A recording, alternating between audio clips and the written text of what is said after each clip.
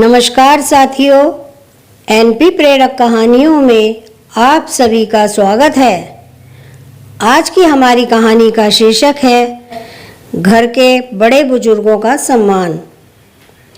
अरे बहू, बच्चे छोटे हैं, पहले बच्चों को खाना दिया करो, उसके बाद हमें दिया करो। खाना बनते ही हमारे लिए ले आती हो। मैं हमेशा ही रसोई से पहले थाली अपने सास ससुर के लिए ही निकालती थी, उसके बाद अपने अन्य घर वालों को और बच्चों को देती थी।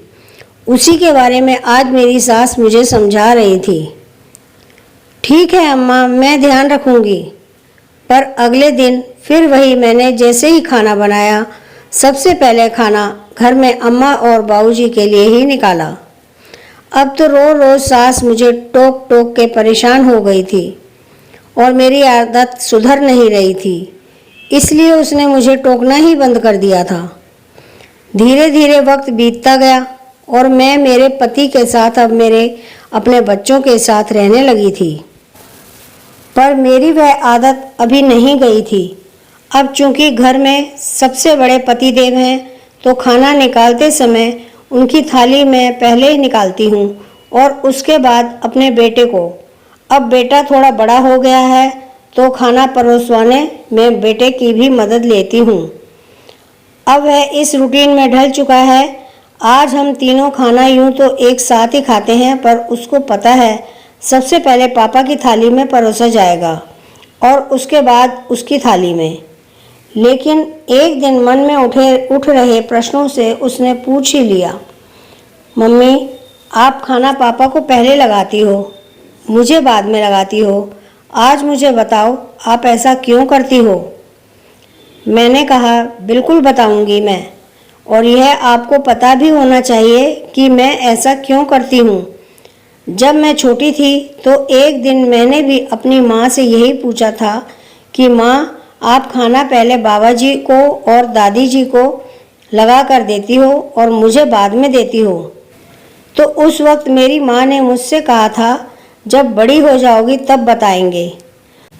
रोज का वही रूटीन होता था। खाना पहले दादी बाबा को निकलता था, फिर मुझे निकलता था।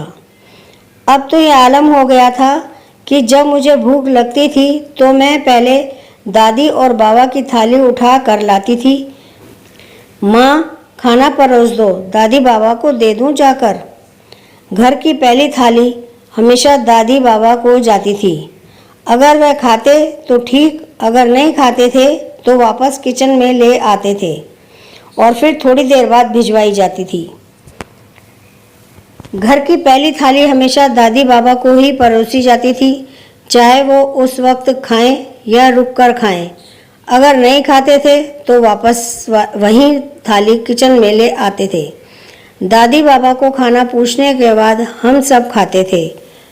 कभी कभी दादी बाबा को खाना देकर फिर अपना खाना भी उन्हीं के साथ खाते थे जाकर। अब तो मैं बड़ी भी हो गई थी।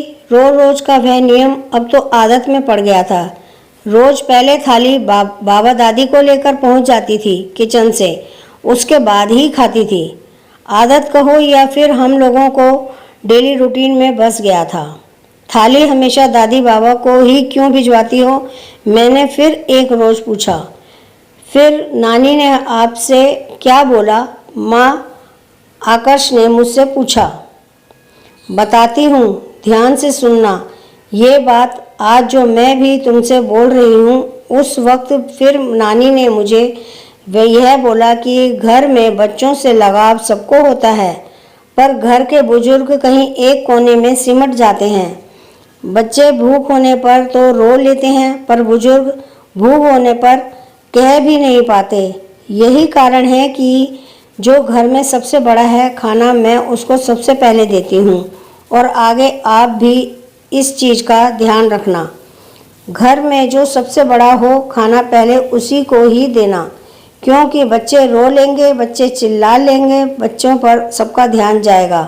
पर बड़े ना रोते हैं, ना चिल्लाते हैं, ना किसी का ध्यान जाता है। भूखे होने पर भी वह कह नहीं पाते हैं।